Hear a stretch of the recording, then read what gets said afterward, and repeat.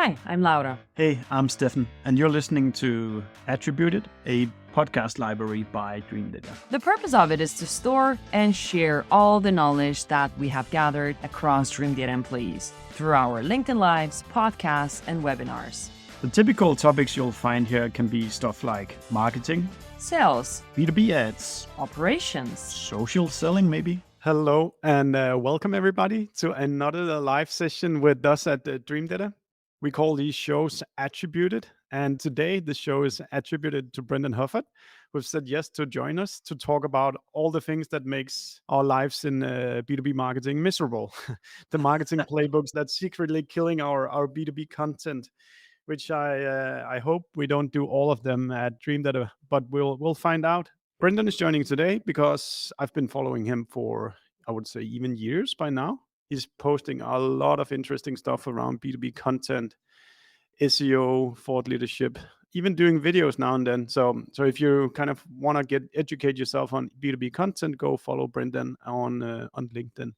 But Brendan, that was my quick introduction of you. I'm sure there's a few more details for those who have not seen you before, who have not listened to you, who have not worked for you.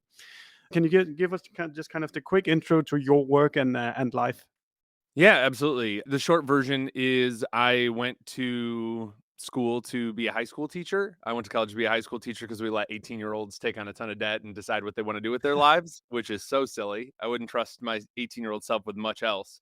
But I went to school to be a teacher. I did that for 10 years. I realized I was climbing the ladder. I got, my degree in educational administration and everything. Just realized that ladder was kind of leaned up against the wrong wall. And I'd been building things on the side, little side hustles, little projects. I taught myself everything, how to build websites, affiliate marketing, email marketing, social, back in the day of 100% Facebook reach. If anybody remembers those glory days, I know it's kind of like maybe dating myself a little bit, but I built all these little side projects and then, just was trying to leave teaching, build my own business, and ended up joining a couple really cool agencies, worked with a lot of B2B SaaS companies, helped reposition one agency, scaled it from 10 to 25 million a year in revenue, and then went in-house at a company called Active Campaign, which some people might be familiar with, pretty big, $100+ million revenue company. And then just a couple of years ago, went out on my own. I think in April, the beginning of May, I usually put May 1 as the anniversary of going out on my own. So this May 1st will actually be 3 years of running growth sprints. Super cool. It's funny how this teaching experience is probably not the worst you can have if you want to go into content. Being aware about that there's something that's complex here and you need to get other people to understand it as well. I've done a lot of teaching during my university career. It was as like a side job during university, but having to stand on a stage or having to stand in a room explaining stuff to people that they don't know about, it's not the worst way to get into content. No, if you think about content marketing, I think about the 3 E's a lot, like educate, empower, and entertain. And that is 100% my experience of teaching high school, because those kids will, they'll eat your lunch. If you're not if you're not teaching them something, if you're not entertaining them and you're not empowering them to like do something with it, they have no time for you. And it is an absolute bloodbath for teachers that aren't good at that. I got lucky that it was a nice like Venn diagram overlap between like my natural skill set to be very extroverted and also like just really caring about these things. And it turns out, I could never have said it then that like, oh, this is training for a future career. But looking back, it's so clear. Yeah, that's super nice. I think one of the times I've been writing to you, Brendan, was kind of like in a desperate night or afternoon, just wanting to improve our SEO efforts and just like sending you a note. What are we doing wrong? Why are we not getting more traffic? And I think you just took that notion down that as such, you're maybe not super interested in SEO as the main driver of your work. It seems like there's a different purpose or you're coming at it from a different angle. Maybe you can just try to let people understand kind of how is it that you obviously let's say a later outcome is that SEO, like organic search, grows up. It becomes a big channel for you, but it doesn't seem like that's where you start when you work with your clients. This is a really good distinction. So I think what I realized over time, and I'm not trying to talk down to anybody, I'm very empathetic for marketers. What I realized over time is that people in the SEO industry kind of go one of two directions over time. This was my background. I came up in SEO. It's how I built all my early websites. It's how I got my first job. I was the SEO director at a web design agency, later the SEO director at that B2B SaaS agency, and did a lot of SEO stuff when I was at Active Campaign. So this is still a core part of my skill set. It's still an entry point for how people find me and hire me. And so I realized over time though that SEO people go one of two directions. Either they take they take the right turn to business land and they learn other parts of the business and they learn things like attribution and they learn things like, I don't know, all these other channels. They learn all these other concepts. They learn buyer psychology. That's the turn I made. Other people take the turn and they triple down on SEO and they're super into their crawlers and they're like, EEAT and all the whatever the Google reps are saying that week. They read every single blog on search engine land. They're obsessed with keyword research. They do not talk to humans. They don't want to talk to humans. They're kind of like web devs.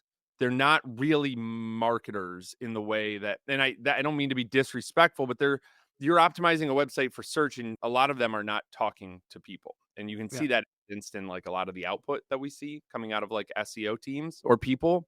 And again, like that has a place, like that is really valuable to some companies and things like that. I just took the other path. So I look at search as a still very, as much as everybody wants to say it's dead, please, if you're saying SEO is dead, please keep preaching that. It makes it easier for me. Tell everybody to stop doing it. It makes my job easier and makes me look better. Everybody, if you're watching or listening to this, stop doing SEO. It's dead. Yeah. Everybody. I think I've heard SEO is dead since 2008 or something like that. I have a post on one of my on my SEO for the Rest of Us blog that documents every time and links out to every single time major websites have said SEO is dead. It's That's awesome. funny. It's so good. It's funny. SEO was actually also one of my first loves in marketing because I joined and he was actually a teacher plus rock musician that had kind of this idea back in the 2020 something to make like a website for vintage music instruments, and like each shop owner could then list their instruments, and in the end we had like plus 10,000 instruments or something like that. So you wanted your Fender Stratocaster from 1972 to be that one that popped up on Google when people were searching for it. So I had to like really drill deep on what worked in in SEO in the 2020 something like that. The good story is that we really succeeded with SEO, but that company kind of went bankrupt because revenue didn't spike consistently 100%. together with the SEO. And I think actually that kind of my kind of first lesson is that traffic is not enough. Pure traffic is definitely not enough in a B2B company. There needs to be a purpose, there needs to be an outcome, there needs to be an intent from this work that you do. And I think that also led me along the path where you've gone, where you want to try and understand a bit more about the business side of things. Yeah, and I think that's when I think about content or when I think about anything, I want things that do more than one thing for the business. And if the only thing your thing does for the business is search traffic, and then maybe that turns into awareness, which maybe turns into a customer, it's such a leading metric. I think about pages that do more than one thing for the business. Like, yes, this might pull in search traffic, but is it also good enough that if we emailed it to people, they would want that?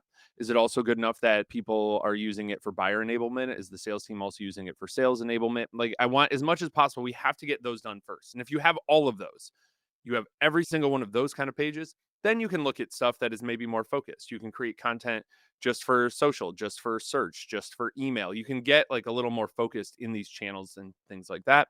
But at first, it has to be multi-channel content and multi-use within the company.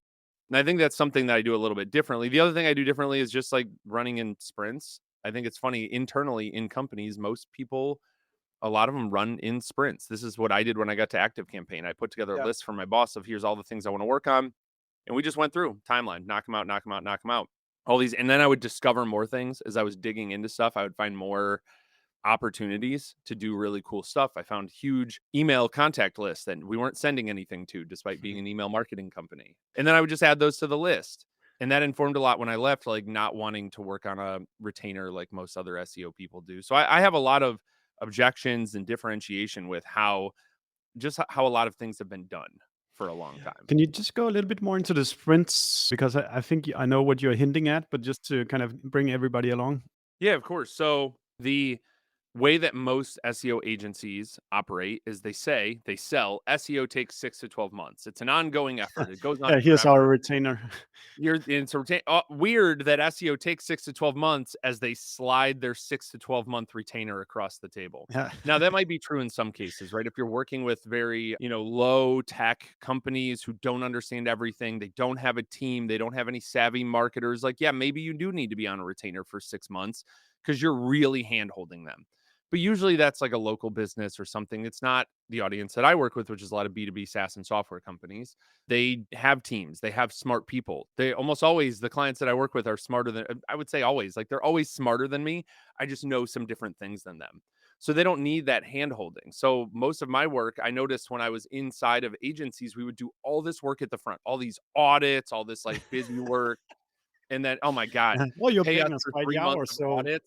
we have to Maybe do we're the audit, and then we need to do a presentation, and We gotta do a then backlink audit, we gotta do a competitor audit, we gotta do a content audit, we gotta do a technical audit, and that's 4 months. I've heard all those from the agencies out there. Steffen, 4 months and you're not getting anything done because 'cause you're just auditing? Yeah. Miss me with that, go straight to jail. I don't want anything to like, what are we doing? So Maybe anyways, just yeah, maybe just to steal your story a little bit, Brendan. I think it's a good plug for getting us on to talk about checkbox marketing. I think just by inserting sprints, which means capping things by yes. time, you force yourself to actually say the game is over at some point. And then you can look back at the game, or you can plan the next game, which forces you to think about what did you do, how does the metrics look from these outcomes, rather than just being in this, what you call, I guess that's what you call checkbox marketing, that here's the year, here's one day, here's the next day, here's the next month, here's the next quarter, but there's actually no reflection built into that. That's probably some of what you like with the sprints, right? Yeah, I love it. I love being able to have like an end date of like, Yeah. hey, and this is just good for a relationship of like, hey, we finish it over, two-hand overhead high five. We've done it. Let's get working on the next thing. Versus just I'm gonna drip these things out to you forever. Two of Yeah. this, four of the, every month you get 4 backlinks and 2 blog posts. And it's like, when do we assess? When do we know Mm. when we've done it? When do we Yeah. know? And then it's constantly this cat and mouse game of like, well, we got to do a little more. We got to do a little more. We still got a couple more things to do before we see whether this is really working or not. I just didn't that stuff. Stefan, so much of my business is built in the way I think is the right way to build it, but it's also built just to be like not stressful for Yeah. me. And all these other like even like how I put pricing on my website because I hated playing the game of like, let me guess how much money you have and then say that's how much I cost. Yeah. Exhausting to me. Yeah. Yeah. I'd rather just be like, here's a price I'm happy with. Does that work for you? And a lot of times, I'm sure if I looked at some sort of data, I would find that a lot of people start filling out my form and then get to that question and then and that's good. They should close the tab. They should close Mm. the window because we're not a fit to work together. But it's still different than a lot of the ways that other places do it. I think it's also about adding, at least when I reflect on how our team, but sometimes when we have the bigger deadlines, the kind of month or two leading up to that sort of becomes a sprint. So everybody kind of rallies and say, okay, this is the deadline. Now we need to perform. But once we're over that, we can kind of sit back and relax and breathe out a little bit before we jump on the next bigger project. So like it can get the team around, okay, we're nearing the finishing line. Let's just get the last projects out there. So we've kind of completed the sprint. Yeah, otherwise you run into the never-ending goalposts moving, right? It's just like, let's just keep pushing them down. You never finish. You never feel good. It's like, well, we had a great quarter, best quarter in company history. Do it Mm, again, mm. more. That's exhausting. That's probably our plug, Brendan, to go into kind of defining the checkbox marketing and what is it, and like what is it that you're seeing. You work with so many different companies, so what's the behavior out there where you need to kind of like get out of the loop and actually start reflecting on what you're doing with this checkbox marketing? So I think one of the early things that a lot of companies noticed is that they were doing what I would call like random acts of marketing, right? They're doing all sorts of just random stuff. This week we're doing this, next week we're doing that. Then we'll launch a podcast, then a webinar. Should we write a blog? Sure, maybe we send out an email next week. Like there's just random, just taking shots in the dark of what to do for marketing. So they tried to solve that and they tried to fix it. The problem is I kept hearing B2B is boring. B2B marketing is boring. It's boring. B2B is boring. It was everywhere. It was all over LinkedIn. It was in all the communities I was in. And I was like sitting down. I'm like, why is this so? I didn't disagree with the premise. a lot of it is boring. And I'm like, why? And I realized, I looked back at my own experiences. I looked back, I've interviewed, 20 plus marketing leaders at this point for my newsletter, all these different things. And I was like, I know why it's boring. It's because everybody's just running it off a spreadsheet or Yeah. is Asana or Trello, or I don't care what you're using to organize it, but it's a blog a week, a podcast every other week, one webinar per month, one email. Like it's just a number per time. And they're just going down and checking the boxes. All right, did I do my blog? Good. Got it out the door. Next, next, next, next, next. And it was the same thing when I was in house. We were working harder than ever. We were producing more than ever. And the numbers were not going up. And I was like, we're doing just boring, generic work at scale, as one says in tech. And like, it just wasn't doing anything for us. And it wasn't having any discernible impact. I was kind of frustrated with it. And I realized like we were checking all the boxes except the boxes that matter. And the ones that matter are almost always around resonance. Like, are people passionately engaging with this? Do we have what my friend Jay Akunzo calls it's his like metric for success is URR, unsolicited reply rate. I'm not asking you to reply. I'm not asking you to comment, but how many times are people just raving like replies back to me? That's how I know it's working. Yeah, that's a good one. Where do you think that kind of checkbox marketing comes from? Is it like the C levels in the company? Is it the sales I, culture? I think when you're Like getting who to started, blame for it? I don't know if it's a blame. I No, think no, it's I'm just just like a kidding. pattern, right? Yeah, Like you get comfortable. And the pattern is that we don't know the impact of things. Like I have jokingly, well, not jokingly, it's real. I have a spreadsheet that made me quit my job at my last in-house role. And it was just an endless thing. My boss was kind of just like kept stacking endless. I had a great boss. He left. I got another boss. And I was just endlessly getting stacked. Somebody had like left. So I had been doing 2 jobs for 6 months, one of them unpaid. They were like, just cover for it. Okay. That happens. That grinds my gears more than anything. Like I'll somebody just do leaves or two jobs instead of one. yeah, just cover for their work and we're never going to pay you another dime and we're going to like tell you didn't meet your metrics at your core job because you were doing anyway, it's bad. But in this spreadsheet, it was just like, how many are we going to do with this and that? And I mentioned earlier that I'd uncovered this like huge email list that they wanted an email newsletter. We weren't sending them an email newsletter. Yeah, crazy. Before I was allowed to send one, I had to tell them I had not sent one. And they were like, how many trials is this going to generate? How many of this? How many website clicks? And I'm like, first of all, that's not how you do a newsletter. A newsletter is not to get website clicks. Like this is not direct response marketing. All these different issues. Just I could tell from the beginning, it was just wrought with Yeah. failure at the end of the road. Right. And I was working through that spreadsheet and I was just like, look, like this is exactly what it looks like. And I think it was just the failure to transition. You asked me, like, where does this come from? It's a failure to transition from output metrics to impact metrics. Now, sometimes we go impact too fast. We're like, what's going to be the impact before you do any of it? And it's like, you gotta let people Yeah. try it first to Yeah. know what it could do. Like we have to set a baseline and then we're looking to improve. But a lot of times we start with output. All right, we're just getting started with this motion of blogging. Let's do one blog per week and just see how it goes. Let's do something sustainable and see and that's the right move. But eventually we get addicted to traffic or whatever. We had when I was in house, we had the great traffic panic of whatever 2022 or whatever it was, where like traffic went down a lot, but it was traffic to like what is an SDR, company slogans, like blogs that didn't matter to the Yeah. business, Yeah. but they were big traffic and they were like, get the traffic back. How? Why? We still rank number one for this. Yeah. People are just Googling it less. Like, how do we get it back more than ranking number one? Things like that. So I think it's just that failure to transition and be like, all right, here's the actual impact of this, which is something. If only we had a company that showed the impact of our content work, Yeah. right?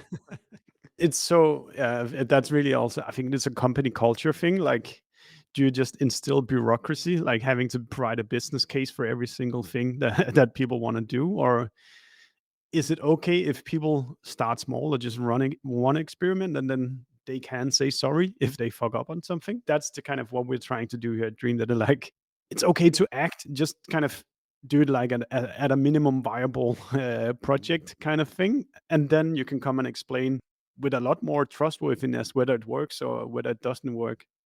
Yep. I think about it like I think it's Coca-Cola. Google might have something similar where it's like a 70-20-10. Like 70% are like pretty firm, confident bets.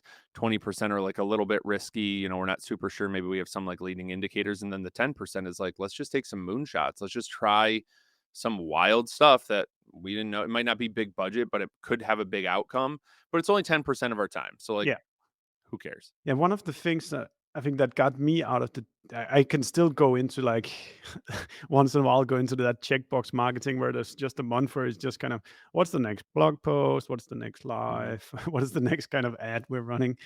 But one of the things that I think that was important for me in my marketing career was back when it was cool to be a growth hacker, which I actually think underneath all the hype, there was actually a very legit framework, which was being rational about what you do, estimating kind of what is the impact, what does your gut feeling tell you, how easy it is to execute these things, and then you would force to line up all your projects in a spreadsheet, and then you choose the one that you believe, or the ones believe the most in. But then you were also forced to do kind of a feedback loop or a learning loop after the experiment, saying this worked, this didn't work, etc. Because to me, checkbox marketing is just doing stuff without actually considering, are we getting enough out of it? Could we double it? Can we get other guests and so forth? So that notion about reflecting upon any marketing activity actually as an experiment, and an experiment has a design, it has an end date, it has some results, and once that's completed, that's when you look at it and decide whether you want to do more or less of it. Yeah, I think so. And I think also just the simple idea of having to check this box every week. I asked somebody, I was such a terrible employee because it would be like, we're doing one blog a week. And I'm like, why not none? Why not a blog every other week? Why not 6 blogs a week? Why not? Yeah, yeah, Like, yeah, why yeah. not? You tell, I need you to tell me why one. And there was never, that's what really like would grind my gears about that. It's like, there was never an explanation as to why it was a certain number per time period. One webinar per month, one webinar, like, why not 12? Why not 100? Mm, Right? Let's actually have a thoughtful discussion about like why this specific number during yeah, this time period. Why don't we stop blogging and do 40 webinars a month? I don't know. I'm making up numbers. And I even honestly, Stefan, like I don't want to front that I've got it all figured out. I fall into checkbox too, mm, right? I'm like, well, we got to get out the email. We got to get I've got to post on LinkedIn every day. But I'm always testing things. Like I remember I was thinking about like upside risk versus downside risk. So downside risk would be like, I want to know if LinkedIn is super important in my business. I know it is because I look at self-reported attribution and a couple other yeah, things. And I also you not to not to sales pitches, but I also use like the free version of Dreamdata on my website. Like I get a lot of like cool information about that and everything. I understand like how channels connect with each other and how they turn into customers in my business. But the downside risk version would be like stop posting on LinkedIn, see if it hurts pipeline. Most of us can't take that risk in our business where it no, would be like, well, we proved it's important, but now we got to make up this pipeline. We got to make like revenue's going to be down. Let's do upside risk. I was like, what if I posted twice a day on yeah, LinkedIn for a couple months? yeah. Then what happens? In doing that experiment, I realized, Seven, no change, no upside to posting twice as much. You And I know, was like, I all right, was this listening isn't to an a podcast with Jason Lemkin from yep. SaaStr, and he said like that was like in the summer, and he said like I have 2 posts scheduled from now until New Year's, and I thought, you know what, I'm gonna do the same. So for like 3 months, I did 2 posts a day, and I really don't feel that it's more effective than just doing one post. But it was an experiment also, and I was considering what's the cost. It's zero cost. I could just recycle some of the other posts, and and I have a colleague schedule them, no problem. Yeah, and I think there's a lot of ways to do this, right? Where it doesn't turn into checkbox. But I not to call him out, but they made a job posting where they were like, we are hiring for a head of content, and here's our current output. Mm. And I was absolutely stunned. It's something like over I'll pull the actual numbers here in a Their second. output is insane. It's And I would in say to their benefit that it's a lot of it, like, they really know who follows SaaS companies, so a lot of it is high quality as well. A lot of it is, but I do really wonder. It was something like, I don't know if I'm gonna be able to find it right now, but like Yeah. I do really wonder if it's the right amount because it's something like over 1,000 blogs a year. It's really an astronomical Yeah, that's the amount. Gary Vaynerchuk, approach. Yeah, and it's like I just don't know. Like, that's fine, but like, I don't know if that's actually doing anything. I don't know. Yeah, here it is. It says, looking for a head of content at Sasser. And I'm not calling out Jason. I think he does a lot of great work. We produce each week, Steffen, each week, 20 pieces of blog content per week, 2 podcasts, 1 YouTube video, a workshop Wednesday, 4 newsletters per week, 21 Q&A answers, and LinkedIn content, and a new digital series Hats off. every single week. And I'm That's a like, lot. and that's fine, but you have to realize Jason's business is not your business. He is a media company. Yeah. The media is the product. Yeah. They monetize eyeballs with sponsors and their events. Yes. You probably run a software company. You are not a media company. No. So should you copy that playbook? Should you copy the Gary Vaynerchuk playbook? Just wrote up a post, like Gary made some predictions for 2025 content. And I was like, God, I normally disagree with everything that dude says. Yeah. I thought some of them were pretty good. Like I get it. So sometimes I these think, people are right. But could you imagine 20 plus blogs per week? I Do wouldn't those know all what need to write. Yeah. what do we even do? It just sounds like we're just taking anything and everything and making it a short blog on the website. Yeah. And like, I get it that it might do something in aggregate, but this is you risk causing a lot of damage because there's no, to my point, to bring this full circle, there's no why. No. Why 20 blogs per week? Why not 50? Why not 1? If you're going to post a job and you're going to say, hey, we have this outrageous output, blah, blah, blah. Like that feels like checkbox marketing. And that feels like somebody who comes in is going to have to either they're not going to be cool with you coming in and being like, I think we should dial this back like 90%, And also they didn't mention just one more thing. Sorry to cut you off. There's no unique premise. Like I need a premise. And what I mean by premise is unlike every other blog about this topic, only we do this. Unlike every podcast about B2B SaaS, only we do this. Yeah. We have to have a unique premise to if we're going to do any sort of like marketing activity. That's, I think, that the other piece that like doesn't show up in checkbox marketing. It's just output and it's not premise. And I've started to find over time, premise is everything. That kind of sets me off on when I reflect on our best content, it has always been when we utilize our unique access to go-to-market data. Everybody eats that up because they can't get it anywhere else. But whenever we do semi-generic thought leadership pieces on whatever is the latest trend, like nobody reacts to it. There's no of these, what did he call them? ERRs? Or what was it? The URR unsolicited. Nothing of that when you do generic stuff. Brendan, just because it's kind of a big part of our playbook as well, like can you just do 1 minute about how you translate your LinkedIn reach engagement to business?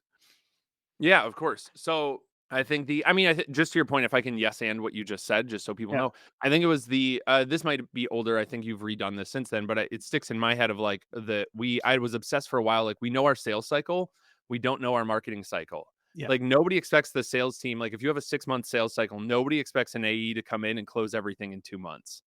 That would be dumb, right? Yeah. You're like, no. We know this is about how long it takes to close these deals. But for some reason, the marketing cycle, we expect it to be like 24 hours.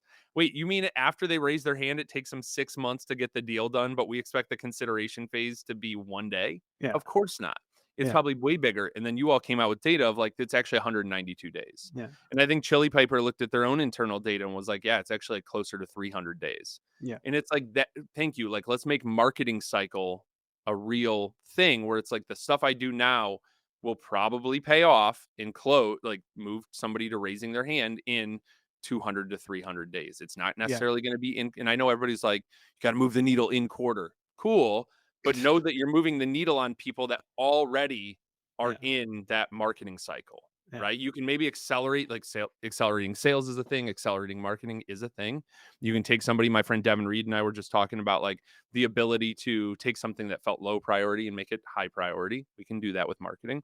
But I think that's to your point, your data is definite. And I think every company is like, you can find unique insights that nobody else has. And you can do these through surveys, interviews, or your own data. Yeah. We're actually dropping some new benchmarks on Thursday, the 6th of March, so people should stay tuned. But the journey is getting longer, I can say. But coming back to Sorry, the I was hyping question, it up too much. Ask me your question again. I yeah. apologize. It's just because we do so much stuff on LinkedIn as well, and I was just curious, kind of, what's kind of your one, two things that works when over the past couple of years we've created a lot of awareness for our brand, but I think the challenge that all of us face is that we create awareness, but how do you then take that awareness and make that become like actual outreach to you, whether that's a demo call or a DM or whatever it is. Yep. So I look at it a couple. I first of all, I put a lot of. I know that I am smart enough to know that a lot of attribution is flawed. It's all flawed. We just have to agree like what flaws we are okay with, what we aren't, Mm, and we know the upsides and downsides. So we know that things are gonna like I came up in the SEO world. We talked about that. SEO, whether it's first click or last click or whatever, a lot of times that people use is going to favor SEO because people Google the brand name at the end and they come mm, in on a rando blogs post for the first touch. And all of a sudden, like it looks like, wow, SEO is killing it. And it's like, maybe not as much as we'd like to take credit for, right? So I think like I look at self reported attribution a lot. yeah. I also, and I'll be honest, like it's all, I've noticed this phenomenon a lot lately. People come in, they fill this out, they're like, I've been following for years, love your LinkedIn stuff. Never heard of them. They don't Mm, comment, they don't interact, they haven't connected with me, they've never DM'd me. Super common, right? yeah. People all those little impressions when you see 8,000 impressions on a post, those are real people and they are really consuming it, right? It's So really kind of the definition of the tip of the iceberg you see as a creator or mhm. whatever you want to call it, that there's a few people that comment, a few people that text you, but the most of the value is creating where you're opening doors you don't even see or hear about. Yep, my friend Taz Bober talks a lot about consumption over conversion. I just want people to consume it. I'm not asking you to convert here. I Mm, don't want you to book his I mean, I do. I want to be salesy. I think a lot of marketers play small yeah, and they're like, "Well, we don't want to push too hard. We don't want to be salesy." Wrong. Push. Push a yeah. little bit. Like if you're pushing too hard, people will tell you or just they'll stop engaging because it's corny and it's just like buy my stuff, buy my stuff. Like you're probably okay going a little Mm. closer to the sales side of things. So what's But the Brendan push? the way I do this is, and this is what I did for years. I also used to train a lot of agencies. I worked with a company that did a lot of SEO agency training. So this is what we taught. I was the prototype for it. I have kind of like I post a lot of different things and I have a lot of different ways I think about posting. But the way I post on LinkedIn is I find a problem, I name that problem. I call this process content IP. We can talk about that if that's helpful. But for each piece of IP I have, like checkbox marketing, I talk about the problem. I talk about the first roadblock you're going to run into when you try to solve this problem. I give people a template or a framework to solve the problem. I talk about how I've helped a client solve that problem. Like I recently made a bunch of posts about like my waterfall content strategy. That is a big way that we help solve checkbox marketing is we create something with a unique premise and we waterfall it down. I'm happy to Mm, talk about that too.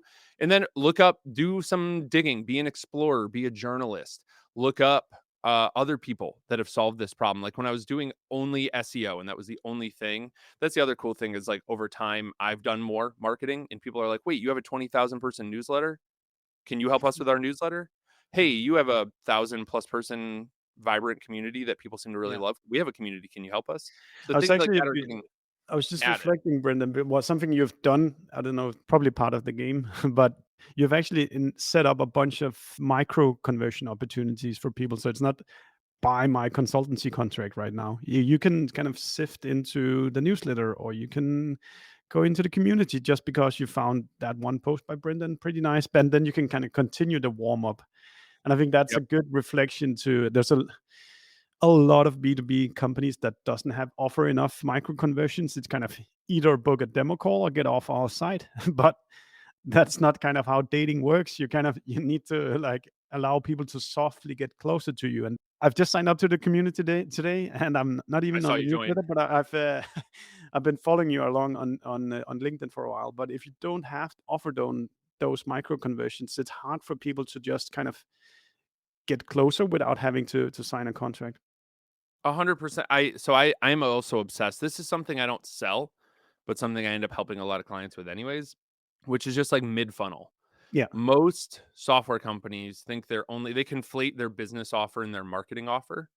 your business offer is your software, right? Or Mhm. there might be some service revenue along with that.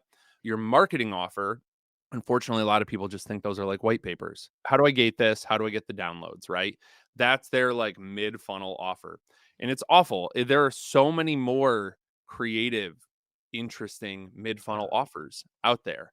And we just don't create enough mid funnel offers to push people to when they do come in on LinkedIn or they do come to the blog or they sign up for our email list and things like that.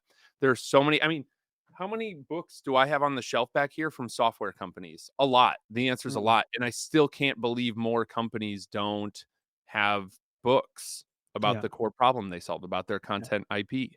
I think it's one of the coolest things to be able to send somebody. I remember Drift, I got so mad at them. They were running all these ads for books and they showed this big, cool, well-designed, thick book. And I'm like, cool. So I want it. I Yeah. put my email in and they're like, here's a PDF. And I was like, how do I get the book? They're like, it's not a book. And I'm like, you guys suck. Now I'm mad because I want your book. I want to buy this. You Yeah. showed me a physical thing. I want to purchase it. I want Yeah. it to sit on my shelf. Like, I want to read Yeah. this. I love that. So, like, I'm reading, I literally have it in my bag right here.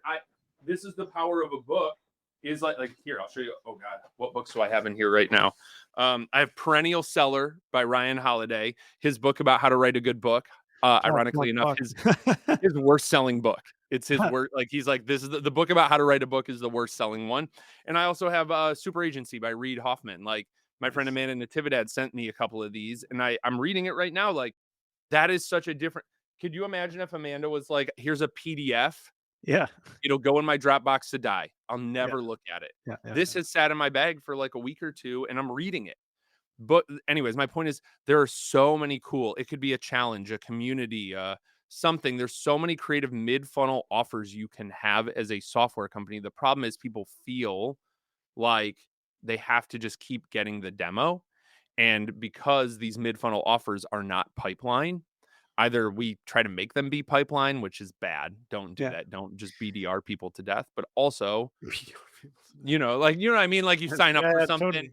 you go to a It's actually. webinar and then you get 27 emails in a row. You're like, I don't. Like I have other SEO agencies BDRing me and I'm like, guys, just look at your list. You can see I'm not going to buy your services. We actually a year or two back we studied our own kind of conversions, newsletters versus demo, and if we found out that newsletters almost converted as good as a demo call, it just took like 6 or 12 months longer than the demo call, and it's Yep. because like people are interested, they want to know more, but they don't want to talk yet. Yep. So like don't really don't underestimate the power of those mid funnel kind of conversions that you can do. If people I'm want sending a ideas, piece of content Steffen, here. I did a post where I asked people, I'm like, give me your company and I will give you a mid funnel offer Mm. idea. And I replied to every single comment, hundreds of comments. I did the same thing with content. I made a post like 2 weeks later. I'm like, I'll give you a unique content idea. Just tell me your company and what you do. Sweet. Right. Super nice. And like there that exists. I'll put that. If anybody wants that, I will hit me up on LinkedIn. If you're watching this, listening to this, hit me up on LinkedIn. I will send you a link to that post. I'll send you that list and you'll be like, oh my God, here's 200 really cool mid funnel ideas that Super. you could literally just steal all of them. I don't know if any of those companies are actually going to use them, but there's a lot of gold in there. And I think that that's like a huge thing that's wide open that also helps pull us out of like the checkbox marketing. Cool. Okay, Brendan. Time is flying so fast. I'm having to pick between all the questions. You do have a framework that you run by, which I think would be wonderful for us who are listening and speaking with you to know a little bit more about. Can you kind of lay out the ABC or 1, 2, 3 of kind of the framework you do apply when you work with your customers? Yeah. So it's usually a couple there, it depends on what they need, right? Like Mm. but the framework that I generally start from, my service is somewhat productized, which is good, right? It's we know these things work. Let's figure out what works best for them. It's usually a mix of community-led marketing, a mix of what I call demand-focused content, which is like how do we generate demand? How do we build audience? Revenue-focused content, which is our more like down funnel. They're in some sort of consideration phase. They are, if we think about Eugene Schwartz, like levels of awareness, right? Like problem aware, solution aware, product aware, etc. They're product aware. They know we exist, or they're at least solution aware. They're looking for a solution. That's that like revenue focused content. And then authority building, like how do we build that audience of amplifiers, and amplifiers are, it's something I never heard a lot of people talk about. I got this from Rand Fishkin Yeah, of I just like, saw. these are Yeah. people who won't buy from you, but they will amplify your message to other places. Mm. These are really valuable people to have in your audience. But that authority building ranges everything from like, how do we build those amplifiers, to really tactical things like how do we get more backlinks to our website? It's an Yeah. important part of SEO still. How do we do that without begging for them or buying them? Like, so those kind of 4 pieces is usually a big part of it. And then we drill down like they're in where they need the most help, and also like where we can make the right bets. I think in bets a lot, Yeah. like confident Where bets, do you quick start wins. between the 4 if you choose yourself, or if you get to decide? So it depends on what they already have. If we're starting from scratch, I want to start with the most confident bets and the quickest wins. Usually that's that like multi-channel content that could be something. A good example of it might be like versus pages or competitor pages, that like bottom Mm. of funnel search related stuff, but it's also really good sales enablement. If you do it well, it's really good buyer enablement. Sendoso has a great versus page where they have these like yellow sticky notes on the page. That's like, hey, are you trying to make a buying case for this? Click copy on the sticky note and paste it into Slack to your boss. Need to go check that out. We're Actually, not, and my it's not getting enriched. Nobody's like, nobody's going to inbound lead outbound you for clicking that thing. It's just good. It's the right thing to do because it helps people make that, oh, cool. I don't have to like try to explain direct mail and gifting to my boss now. yeah, Awesome. Copy, paste, right? So, I would start with something like that. Like if yeah. they are Sendoso and they already have that, then maybe we go like different other pieces. But almost always, I don't work with Mm. really small companies who have no marketing team, no budget. They're starting from scratch. If you're that, just copy me. Like I'm a solo person. Yeah. I have one other person, Lindsay Adams, that I work with. But if that's you, just like look at what I do and copy that. I keep it really small and tight. Just because you probably know Brendan, then kind of there's the comparison pages. Kind of what is the classic Brendan toolbox here? There's comparison pages. What are other really high intent types you typically think about? Hold on. You want me to just look at a scope? I'll open a scope that I did not too long ago.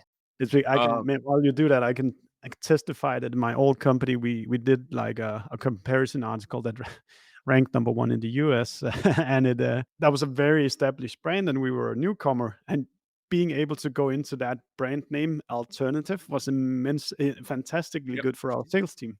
Yeah, we just want to get in the consideration set. We don't have to Yeah, rank number 1. We don't have to get people to convert on the page. We're just trying to. This came from when I was in the web design agency. We would get a lot of RFPs, yeah, and our goal was just to get in as yeah, many RFPs as possible.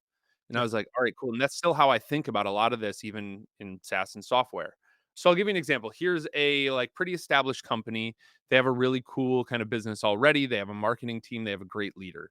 We got 3 separate sprints. The first was like more around like content led SEO. So confident bets and quick wins. They already had a huge blog. They could just get 100x more out of it. So we're updating existing pages. We're adding internal links. Internal links I always thought was the best practice, but that is like a hilariously easy way to do better in search. And I looked for quick wins on the technical side. I don't do the like 90,000 point technical audits. We joked about that earlier. yeah, yeah, Really what I'm looking for from a content lens is are we accidentally like breaking something with our page templates, or something's wrong with the site? Like I had a client yeah, recently, a bunch of their pages were no index and they had no idea why. yeah, And I was like, we should fix that, right? But otherwise, it's also like, are we accidentally burying content on the website? Sometimes you have a weird website and maybe you inherited it. You didn't build it yourself while you were there. And then some of the content's 20 clicks from the homepage. Well, if Google's crawlers can't find it, humans can't find it, it's not going to do well for yeah, you. Second sprint was more around like bigger bets. So we talked about building an immortal newsletter, which is a unique way that I think about newsletters. It's also the way I run my newsletter as a case study. We started working on content IP. We started working on what I call operationalizing their expertise. So create like doing subject matter interviews, and either that becomes podcast, webinar. There can be like a waterfall approach to this where we start with like yeah, a main motion that becomes other things. yeah. But having that phased approach and that premise, and then that, like I said, that revenue lead gen type of content, that real down funnel type of piece. And then it's authority building. So how do we have a community-based content distribution strategy where we're surveying? They have a huge email list, so this was an opportunity for them. It's not for everybody. How do we survey our audience, get really unique data points? They don't have to be statistically significant. We're just looking for marketing fodder here, interesting things that'll spark discussions, that'll look good in the blogs and be cool in email, stuff like that. So I don't know. It, like I said, it looks different for everybody, but there are a lot of plays. The content distribution strategy, I still think, is a wide open opportunity. The Immortal Absolutely. newsletter, I think that's the content one ID. we Yep. still do worst in, even though we think about it a lot, content distribution. Because if you produce the world's best content, but doesn't get in front of the right people, then it's not going to make a very significant impact for your business. And I think we still think content distribution is like shoving this stuff down people's throats. Like just spam your links everywhere. Or we're doing Mm, content distribution. So we're going to put the link on Twitter. We're going to put it on Instagram. We're going to put it on LinkedIn. We're going to email it. We're going to That's not content distribution. The way I think about it is, how do I get my audience to distribute it for me? yeah. And what do we need to do so they feel compelled to do that? And a lot of times, like I'll give people the play just so they can steal it. If you want an example of a company doing this really well, DataBox is a great example. That's all John Bonini and Pete Caputa over there. But they're a great example of this. I think they kind of ran this as like their core marketing motion, almost like partner led. But it's just sending out surveys, getting information back. This is hard in some industries, right? Like if you work with KG ICPs, like, in IT and deep tech, Mm, or especially in security, where yeah. they don't want to like be on 10,000 blog posts, because then you open yourself up to a lot of like phishing and stuff. It doesn't always work, but I think that is like a super easy way to do it, just because when people contribute, by law of reciprocity, Yeah. they want to share their Yeah. contribution. Brendan, now we're really approaching the end, but I wanted to ask you one last question so we get it on tape. Optimizing to get picked up by LLMs, is that something Mm. you are doing or betting on at the moment? Yeah, so I'm going to give you my hot take first, and then I'll give you the Yeah, real answer. let's My do hot it. take is 99% of the people telling you they know how to do this are full of crap. Yeah. They have these like LLM crawlers and all this stuff. Mistake. Don't buy into that hype. Don't hire an agency saying they do AI SEO. It is the Wild West still. They have no idea. Yeah. Here's what I can tell you. This is just my take on it. LLMs are really good at predicting what the next words are going to be. That is literally how large language models work. They say, we're talking about this. I know all the things surrounding that. I can predict what comes next. Mm, I want that. If we want to train them to predict that we come next in all of their training data, they need to see our brand name or our data or whatever, our founder's name, our CMO's name, somebody next to the words about what we do. So the easiest way is, it's just brand mentions. If we want to like really distill it, the way it seems to work right now and be really effective is just as many brand mentions as possible on pages on the internet that talk about our category, topic, etc. Right? So if I'm Dreamdata, everywhere that we talk about marketing attribution and other things related to what you all do, I want to see Dreamdata, or I want to see Steffen, or I want to see somebody mm, on there. And then when they train on that data, they go, oh, okay, cool. 80% of the places that we saw marketing attribution, we yeah, saw a yeah, quote yeah. from Steffen, and we saw Dreamdata. So when somebody says, like, what are the best marketing attribution platforms? Dreamdata is number one. Like, Mm, that is very overly simplistic, but I yeah, don't think we have to go more complicated necessarily, just because most of the people talk, like, I've read the guides, the engagement ransom that they do on LinkedIn, where they're like, I put together this epic guide, comment guide, and I'll send it yeah, to you in 3 days. I hate that, but I've read all those. I've opted in for the terrible stuff, and it's just nonsense and conjecture. yeah. Just stick to how we know those models work. Guess it's going. It's probably going into the PR company's new pitch that if you want to get Oh, picked I'm up, sure it is the new PR. If you want to optimize for this, like, PR yeah. is the way to go. And they're not wrong. And But here's the our thing is, retainer. they might, it's not about getting in Forbes. It's about getting in all the existing pages. Yeah. Yeah, and I guess it's not kind of from many of the LLMs, it's not completely secret where they train. Like you can ask the LLM and Yep. ask it where it got its training material from, and if it tells you a place, then that's probably the place you need to get Yeah, it's mentioned. really easy to be like, give me the sources for this reply. And they're like, here's 4 links. And you're like, cool, I'm Yeah, going to reach out to them and yeah. try to make sure that we are on these pages. Cool, Brendan. We're out of time, so people who are listening, if you want to talk more with Brendan, what should people do?